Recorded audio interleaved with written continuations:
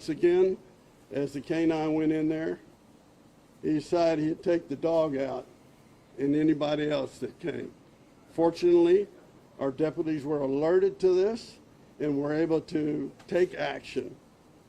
So I want to at least tell the public, everything's fine now. There's no continuing aspect of this situation. It is, I guess you can say, somewhat been resolved. But again, I cannot express much to you. You know, the Marshal Service, they're not as much investigative as we are assistants to state, local, federal agencies in pursuing evil, the fugitive, and that's why we call it the Violent Task Force, Fugitive Task Force, Gulf Coast. And it proves it here that the expertise and the knowledge and the capability, but the commitment of all these men and women accentuates today. And I hope you understand this. And again, I appreciate the chief.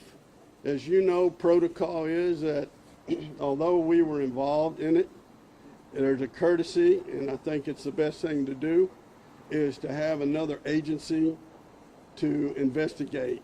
You know, the chief was a ranger at one time, and he investigated some things for us independently. Now he's the chief, so he knows, and we've had a long relationship, and he definitely is the right, HPD is the right agency to investigate this situation and get all the facts. And I assure you, you know, you, the media, will get all the facts in a timely manner. Right now, the status of the canine is he's stable in the veterinary. The other thing is, he was life flight. Are you aware of that? General public's not. But a good friend that I had, Red Duke, Dr. Duke, was instrumental to have a component of having airlift to take dogs to service to the closest clinic. And this is what happened. Unfortunately, we had this happen about a year or two ago. But again, take all those stakeholders and see the results and the timeliness of how this thing got resolved. We're all relentless to get it done and get it done now so that you and the public are not concerned of a continuation of a criminal nature. So I'm going to call back the chief here, and any questions that you may have of us, please ask. Sean, you want to say a few words? Okay. Chief, what agency were the officers who fired, and where was the dog from? The agency was from the United States Marshal Service, Okay. and the canine was a federal partner as well, was a United States Marshal canine. Do you think he just stayed there, like around here, or? I know you don't know, but what do you surmise he did? Looking at it now, in hindsight, he hid in the trash can. Yeah, he took Right. off and went in there. You think he was probably there the whole time? Yeah. We believe so at this time, yes, sir. How many shots did he fire, do you know? We know that the dog got struck twice. You mentioned that the dog was the one who alerted you guys to the dumpster. You said that, did the dog actually go in? How did that interaction take place in the shooting? Yeah, the dog had access to the dumpster You know, and was able to get in the dumpster. Oh, so he actually went inside That- the dumpster yes. and shot inside. Yeah. So the guy was hiding underneath trash? Yes, in a there's dumpster. tons of it. Tons of it. And the dog Alerted. alerted and dug in there, and that's when he shot the dog. What was it that brought you all out here for Davis this morning, today? Was there a- Outstanding warrant out of No, but I Gallatin mean, was there a County. tip that we think he's here? Or? Yes, always there's somebody that So- has some idea of the possibility, and so you don't stop at that. You go ahead and go forward, and it may not work out, but you go check it out. We were told that he may have been getting money for plasma here, and that's how you were alerted. Do you know if that's Well, I true? think that's up to the chief to comment, and I'm sure he won't at this time because it's still under investigation. We don't know those details. I can tell you that he had a aggravated assault with a deadly weapon out of Brazoria County. And he had I'm sorry. 2 out of Harris County, right? I haven't confirmed those. The ones that I know of is the one in Brazoria County. Chief, we heard Chief, that was there he was shot? an issue. One at a time. Chief, was he shot, the officer, was he shot point blank by the suspect? Do you know if, like, as soon as, you know, they surrounded the vehicle, kind of walk us through, like, what happened, how was That's he still shot? gonna Well, be under we're still investigation. working through that. I can tell you that we will evaluate. We are canvassing the entire strip mall, going through phone data, looking at the suspect's phone. So all the police processes will be dealt with accordingly. But as far as details, we're just not ready to do that because we've got to still present this through the legal system. Chief, we heard that the girlfriend might have been, Go. we heard that Davis's girlfriend might have played a role in this, that maybe her vehicle's license plate was picked up on the flock camera. Is she being questioned or have anything to do with this situation? That is still under investigation. I won't comment on that. Chief, I got a question. Oh, Yes. sure, and tell us about the suspect. How many times was he shot here in the dumpster? And also, was he shot in the original altercation? In the original altercation, he was not shot in the dumpster. He was shot multiple times. Got it. And is he still there? He's deceased, yes, he's still there. We follow protocol, so the medical examiner's office will come and work through that process. Is there surveillance footage that could show kind of his path to get to that dumpster? We see the cameras here, but in the back as well. Part of our investigation will be canvassing methodically. Everything will be asked. Some of the stores are closed, but our homicide investigative team will gather all that information. Absolutely. What kind of weapon was he armed with? I do not know. Now, Chief, you was a passenger in a vehicle. Did you guys pick up the driver, and is that person at all being questioned or detained or arrested or anything? Earlier today, the driver cooperated. He came back into and got interviewed, so we don't suspect him in any other involvement other than giving the suspect a ride. And what was that, the brown truck that we saw? Yes. And what was their connection, the driver? We don't know yet. We're working through that. Chief, ¿qué nos puede decir en español? Anybody else? You said you spoke to the suspect's wife. Can you speak about the deputy and the person that he was and the impact he made to this community as far as the Yeah. impact he was? He was a hero in my eyes. He was a winner, right? He gave 17 years of his life, days, evenings, nights as a patrol officer, right? A lot of people don't lose sight of how hard that is to make it in his career for 17 years. Father of 3, and their family's devastated. Bo Stallman is the sheriff in Brazoria County, just a wonderful sheriff, and they're mourning. So please keep the Brazoria County Sheriff's Office in your prayers. Again, they're just out here working. That warrant comes in every single day. Warrants come in, and there's teams throughout the city, throughout the state, throughout the entire country working those warrants every single day. I can say, one moment, I can say I commissioned him as a special U.S. Deputy Marshal about a year ago. And they were very excited. Here's a full-time career deputy that has served in many capacities, but he wanted to be on the U.S. Marshal Gulf Coast Violent Fugitive Task Force. And I will say the sheriff was very supportive. I think he's one of our first ones from Brazoria County. And everybody was elated that he was able to have this opportunity. So we made that happen, and he has done tremendous in assisting the task force members, and it's just heartbreaking that this has to come to this as far as his service is concerned. Truly is. I think one of the big questions we're hearing from our viewers, if you could explain the process a little bit about why this would have happened here if he was in Brazoria County. Well, the task force, the U.S. Marshal Service, Gulf Coast Violent Task Force, and it comprises with multiple. We have multiple task forces, and they're mobile. That's why we commission them as special deputy U.S. Marshals, even though they may be an officer with the PD or with the sheriff's office. By commissioning them as special deputy U.S. Marshal, that gives them the broader capability to go where needed and when needed. And so here, they were up here looking at this situation, and that's how it happens. Is you have we even have state law enforcement a part of it as well. And it gives us a cross-reference of resources from local, state, and it's an immense help you know, to have it for the U.S. Marshals and the communities throughout the nation. We do this throughout the nation, and that's why you may say, well, he's out of his jurisdiction. No, he's not, because he's part of the task force. Jefe, ¿nos puede decir algo en español? Anybody else in English? And so, was it just a Brazoria County warrant? It looked like he had two charges that were filed in Harris County in December. Okay, Randy, I've not verified that, so I won't Okay. comment. So Sure. if you've seen that, I have not looked at that data, but I know today they were out looking for the aggravated assault charged with deadly weapon from Brazoria County. And I stand corrected. I said Galveston, but That's okay. he's Brazoria Do we County. know the dog's name? The dog's name was Rocky. He was a year and a half old. Rocky like the boxer? Rocky like the boxer, but better. Was he a Belgian Malinois? Yes, He was a Belgian Malinois. Mhm. Yes. There is. Okay.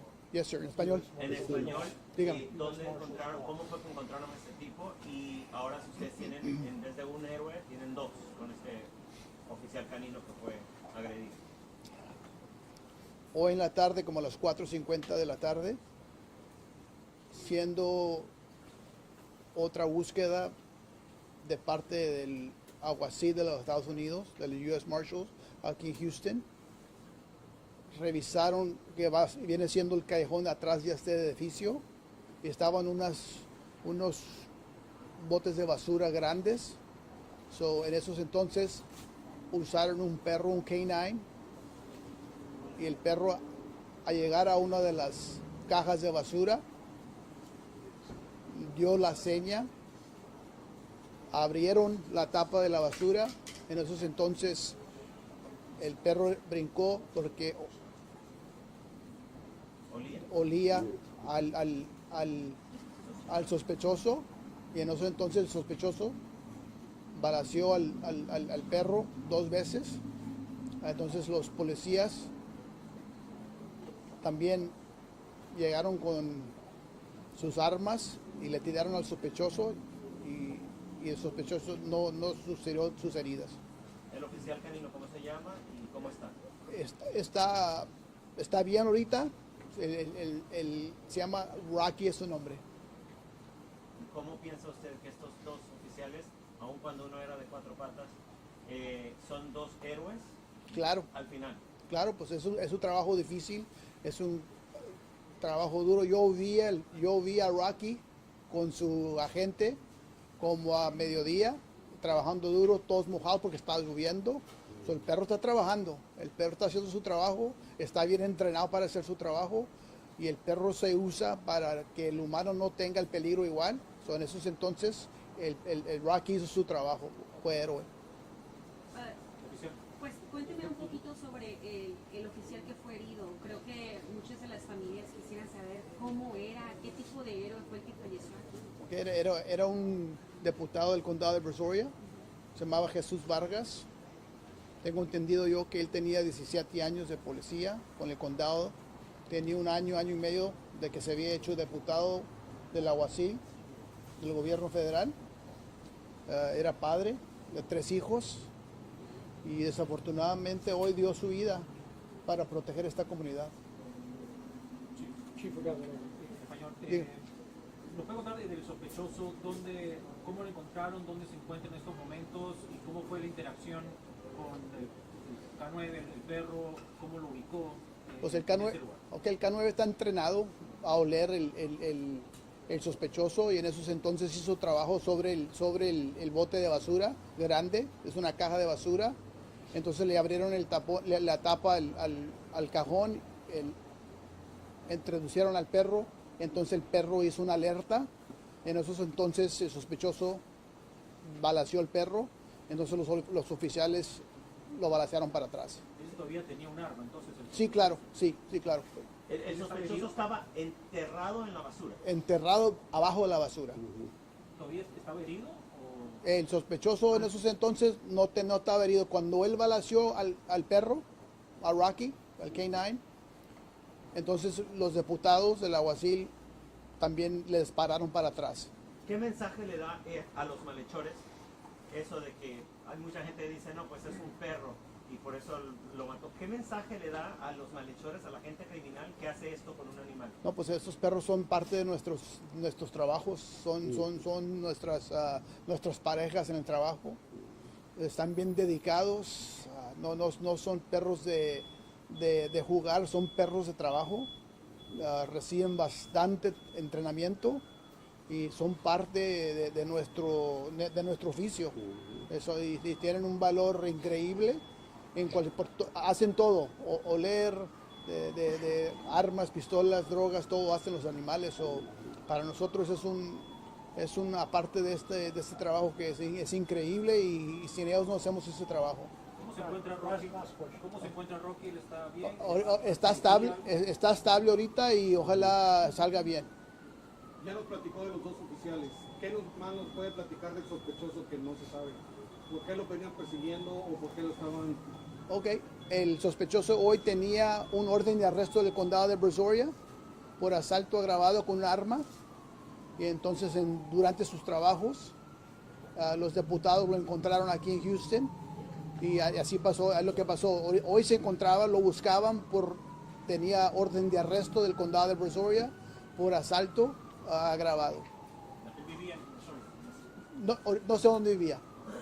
Chief, just translating what you just said, and I think it's so important, Chief. Talk about the importance of these canines. It's not just an animal. No. I mean, it's part of your family. I mean, we saw the support whenever they were airlifting him. Just talk us about how important they are. I'm glad you brought that up, Ms. Reese. I want to thank the pilots from the DPS helicopter. One, I'll let that ambulance go by, fire truck. One, to fly in the weather, to land a DPS helicopter. I want to thank Colonel Martin for allowing that to happen, the governor's office as well, for letting that chopper land here and having the guts to put that animal, our teammate, and sending that animal. They're part of our existence as a police department, as law enforcement in general. Whether be it bombs, be it drugs, you name it, saving lives. Those dogs are amazing. They're part of us. They're an absolute benefit to the community, and we get a lot of support from the community. Some of these dogs are purchased by the community members. The Houston Police Foundation, for example, takes those kinds of things. I also before I forget, I want to thank the 100 Club of Houston for their immediate assistance to Miss Vargas at the hospital. Again, it's a sad day for us as law enforcement here at the City of Houston. I know the marshals here. Thank you for coming up from Victoria. It's important. I want to obviously comment. The mayor said earlier, Mayor Whitmire said this is a collaborative effort, right? Something bad happens in this community. It doesn't matter what patch we wear, what uniform we wear, what hats we wear. We're going to take care of business because our priority is public safety, and this community deserves the very best. And for us here, standing up here, to include the district attorney, we're going to provide exceptional services at the very best that we can. And I want to thank the community for allowing us to do these hard jobs and partnering with us to make sure that they're safe, their families are safe, and the bad guys are the bad guys. They like the mayor, like the marshal said, they're here, they exist, and we're going to do everything with dignity, with respect, professionalism. But when you come in and you try to injure one of us, injure an animal, we're trained to make sure that we take care of business. Chief, thank you. Thank you very much. One other thing, Chief, if you don't mind. You need to do a documentary or even just question about the relationship of a canine, law enforcement. The dogs pick the trainer. They pick the officer. We pick the officer. But when it comes down to it, we send them off to these training centers. And they walk them through there, and it's pretty much what the dog decides who they want to be a part of. Thereafter, it's a lifetime. When the dog retires, they stay with the trainer. Yes, there is some exception, but predominantly the dog is a family member from the day one. So how's the trainer doing? He's having a tough. Thank you, Marshal. But he's a tough guy, so he understands the role he plays with his partner, and so he'll be fine. He'll do all right. DA Chair, any comment? Just briefly to say that we lost a hero today. We almost lost two. Thank God that the canine is is going to be okay. But what you all saw, the outcome today, is something that sadly I've gotten to live firsthand on 2 separate occasions. Watching Gulf Coast help HPD find Oscar Rosales, who killed Corporal Galloway. I was on the front lines with that, and knowing what my office was doing in the background to help with warrants and all the other things as you're actively trying to find someone who takes a hero away from us. The collaboration amongst these organizations that, as the chief said, always have one thing in mind: to make our streets safer for everyone. But to watch it, I don't think there's another place in the country that has the relationships across the board. Whatever patch you wear, whatever hat you wear, we are all pulling in the same direction, and we're all friends. And because of that, you see things like this come to a conclusion much quicker and better for really everyone. We're not going to stop people like that. You're not going to take them off of the streets without some bloodshed. That is just, there are people like that in the world.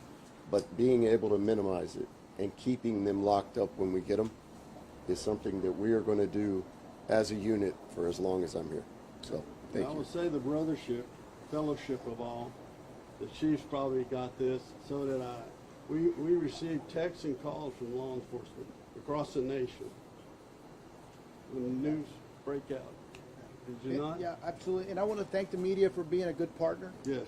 Thank you for coming out here and suffering in the rain with us. We got a little shade now, but thank you for coming out. It's important that we message that we're here to serve and we're here to do good. And I also want to thank the families of the officers that are out here with wet shoes, wet shirts, for the families allowing their family member to do this job. They often go unmentioned, but we can't do it with our partners, without our wives, our husbands behind the scene that are at home worried when they see the media coverage. But for me, it's a pleasure to serve this community, and I want to always make sure that I thank the men in blue, or men and women in blue that are doing this job all the time for the right reasons. So thank you very much for Thank you all. Thank you all. Good night. I Very much. appreciate you. Thank you. Thank you. Thank you. Thank you.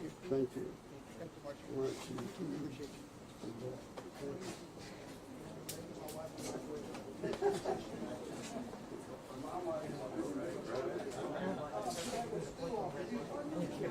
Oh, I know.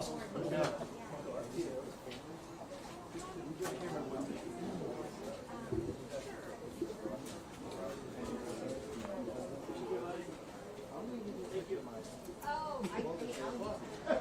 I'll give you a picture of my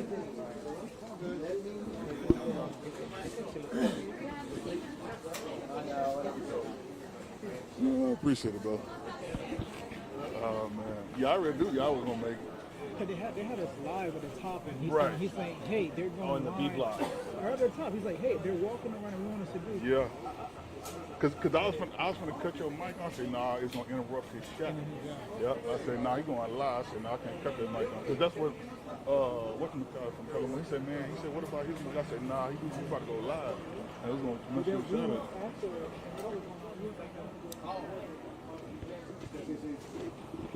Oh, let me call him and tell him it's over with. Yeah, you can get a copy from me, Ray.